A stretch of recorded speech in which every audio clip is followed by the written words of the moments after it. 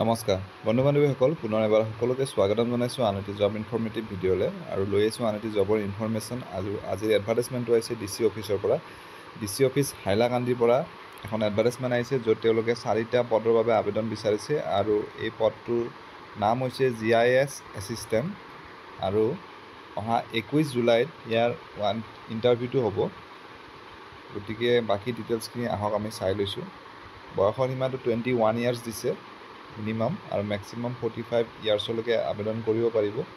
Qualification বিচাৰিছে graduation in geography বা geology বা মেথছ বা জিঅ' ইনফৰ্মেটিক্স বা ফিজিক্স বা কম্পিউটাৰ ছায়েন্স আৰু লগতে চাৰ্টিফিকেট থাকিব লাগিব বা ডিপ্ল'মা থাকিব লাগিব in GIS and remote sensing or in geo' informatics অথবা MTech বা MSc in GIS and remote sensing বা জিঅ' ইনফৰ্মেটিক্স কৰাসকলেও আবেদন কৰিব পাৰিব বা MCA বা MA MSc in geology geography mathematics environmental science with geoinformatics as one of the subject বা certificate or diploma in GIS remote sensing or geoinformatics কৰাসকলেও আবেদন কৰিব পাৰিব।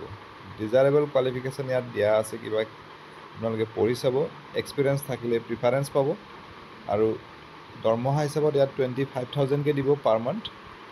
আৰু ইণ্টাৰভিউ দিনাখন যি ডকুমেণ্টছ নিব লাগিব ইয়াত দিয়া আছে এডভাৰটাইজমেণ্টখনত। এডভাৰটাইজমেণ্টখন আপোনালোকে মোৰ ডেছক্ৰিপশ্যনৰ পৰা ডাউনলোড কৰি ল'ব পাৰিব। Place of interview conference halls DC office হাইলাকান্দিত হ'ব ইণ্টাৰভিউটো। গতিকে আশা কৰিছোঁ ভিডিঅ'টিৰ জৰিয়তে আপোনালোকৰ মাজৰ এজন হ'লেও কেণ্ডিডেট উপকৃত হ'ব। পুনৰ এটা নতুন ভিডিঅ'ত লগ পাম। ধন্যবাদ।